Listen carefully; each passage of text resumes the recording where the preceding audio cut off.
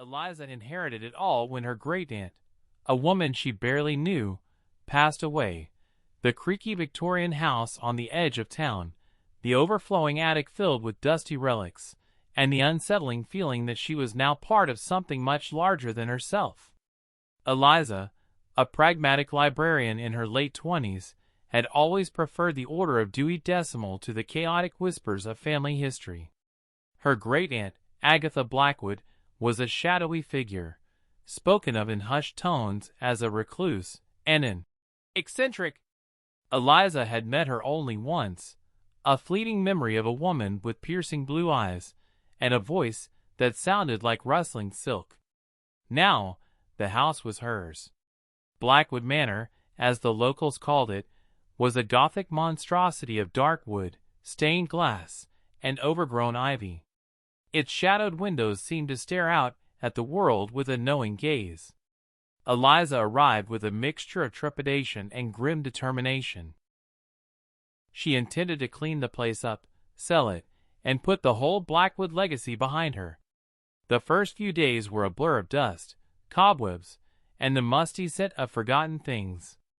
Every room held a collection of strange and unsettling objects, taxidermied birds with glassy eyes, antique medical instruments that sent shivers down her spine, and portraits of stern-faced Blackwood ancestors whose gazes followed her wherever she went. The attic, however, was the heart of the mystery. It was a vast, sprawling space filled with towering stacks of books, antique furniture draped in white sheets, and countless boxes overflowing with papers, photographs, and strange artifacts. The air was thick with the smell of aged paper and something else, something metallic and vaguely unsettling. As Eliza began to sift through the chaos, she stumbled upon a locked wooden chest. It was small, no larger than a breadbox, with intricate carvings of swirling vines and mythical creatures. The lock was heavy and old, clearly designed to keep prying eyes away. Eliza tried to pick the lock, but it was no use. It was far more complex than anything she had encountered before. Frustrated, she decided to set it aside and continue her exploration. She found a stack of old journals, their pages filled with elegant, looping handwriting. They were Agatha Blackwood's journals, detailing her life, her thoughts, and her obsessions. The journals were filled with cryptic entries, references to ancient societies, arcane symbols, and a relentless pursuit of knowledge. Agatha seemed to have been searching for something hidden, something powerful. The entries became increasingly erratic, filled with paranoia and a growing sense of urgency. One entry, written in a shaky hand, caught Eliza's eye. "The clockmaker's cipher. It holds the key. Find the gears, unlock the secrets. The serpent watches." Eliza frowned. The clockmaker's cipher? What was that? And who was the serpent? The entry sent a chill down her spine. It was as if Agatha was trying to communicate from beyond the grave, warning her of something dangerous. As darkness fell, the house creaked and groaned around her. The wind howled outside, rattling the windows. Eliza felt a growing sense of unease. She wasn't alone in the house. She could feel it. A presence, watching her, waiting. Suddenly, a floorboard creaked behind her. Eliza spun around, her heart pounding in her chest. But there was nothing there. Just shadows, dancing in the flickering candlelight. She tried to dismiss it as her imagination, the result of too much dust and too little sleep. But the feeling persisted. She was being watched. Determined to decipher her great-aunt's cryptic message, Eliza focused on the phrase, "The clockmaker's cipher." She spent hours researching clockmakers, both famous and obscure, hoping to find some connection to the Blackwood family or to the strange symbols in Agatha's journals. Her research led her to a small, forgotten clock shop in the oldest part of town. The shop was called Tempus Fugit, and it was filled with the ticking of countless clocks, each keeping its own time. The owner, a wizened old man with a magnifying glass perched on his nose, was named Mr. Abernethy. "Clocks?" Mr. Abernethy said, his voice raspy. "I've spent my whole life surrounded by them. Time is a fickle thing, you know." Always moving forward, never looking back. Eliza explained her search for the clockmaker's cipher and showed him a copy of Agatha's journal entry. Mr. Abernethy peered at the writing through his magnifying glass. "Clockmaker's cipher, you say? I've heard whispers of such a thing. Legend has it that a master clockmaker, centuries ago, created a series of intricate clocks that contained hidden messages encoded within their gears and mechanisms." "Do you know where I can find one of these clocks?" Eliza asked, her voice trembling with excitement. Mr. Abernethy shook his head. "They're extremely rare. Most were destroyed or lost to time. But I do recall hearing a rumor that one of these clocks ended up in the possession of the Blackwood family many years ago." Eliza's heart leaped. The Blackwood family. It all started to fit together. "Where would I find this clock?" she pressed. Mr. Abernethy hesitated. "That's the tricky part. The rumor also said that the clock was hidden away, carefully concealed. Only someone who knew the secret would be able to find it." Eliza returned to Blackwood Manor, her mind racing. A hidden clock, containing a coded message. It had to be the key to unlocking the mystery of her great-aunt's obsession. She began to search the house with renewed vigor, examining every nook and cranny, every hidden compartment, every loose floorboard. She focused on areas that might have been suitable for hiding a clock: behind bookshelves, inside fireplaces, beneath floorboards. After days of fruitless searching, she was about to give up. She sat down in the library, surrounded by the towering shelves of books, feeling defeated. She ran her fingers along the spines of the books, her gaze lost in thought. Suddenly, her fingers brushed against something unusual. A book, bound in dark leather, was slightly out of place. She pulled it from the shelf. It was a book of poetry, but the pages were blank. Curious, Eliza examined the binding more closely. She noticed a small, almost invisible seam along the spine. She carefully pried the spine open, revealing a hidden compartment. Inside the compartment was a small, tarnished silver key. It was intricately designed, with tiny gears and cogs incorporated into its shape. Eliza recognized it instantly. It was the key to the locked wooden chest she had found in the attic.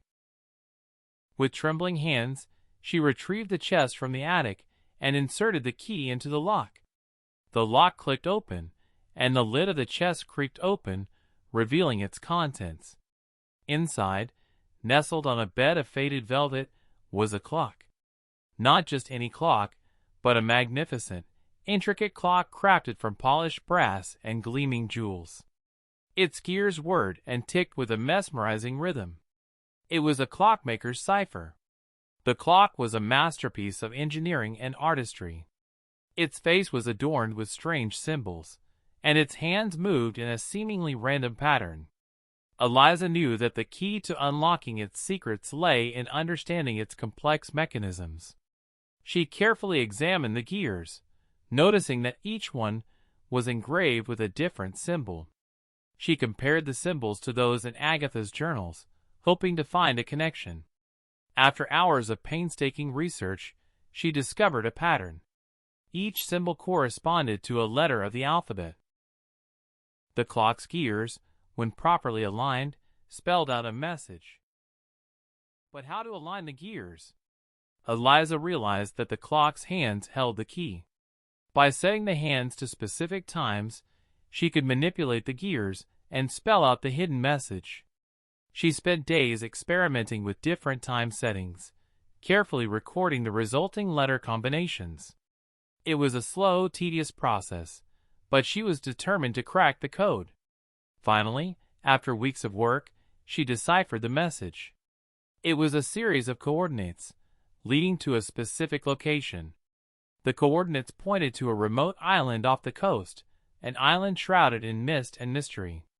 An island that was rumored to be cursed. Eliza knew that she had to go there. She had to follow the trail that Agatha had left behind, even if it led her into danger. She booked passage on a small fishing boat, and early one morning, she set sail for the island. The sea was rough, and the wind howled like a banshee. As the island loomed into view, Eliza felt a sense of foreboding. Something evil lurked there. The island was desolate and overgrown, with gnarled trees and jagged cliffs. The air was thick with the smell of salt and decay. Eliza followed the coordinates, which led her to a hidden cave on the far side of the island. The cave was dark and damp, with water dripping from the ceiling. As she ventured deeper, she noticed strange symbols carved into the walls. They were the same symbols that were on the clock, the same symbols that Agatha had written about in her journals. Suddenly, she heard a noise behind her. She spun around, her heart pounding in her chest. A figure emerged from the shadows. It was a man tall and gaunt, with piercing eyes and a sinister smile. He was dressed in black, and he carried a long, ornate staff. "Welcome, Eliza," he said, his voice smooth and menacing.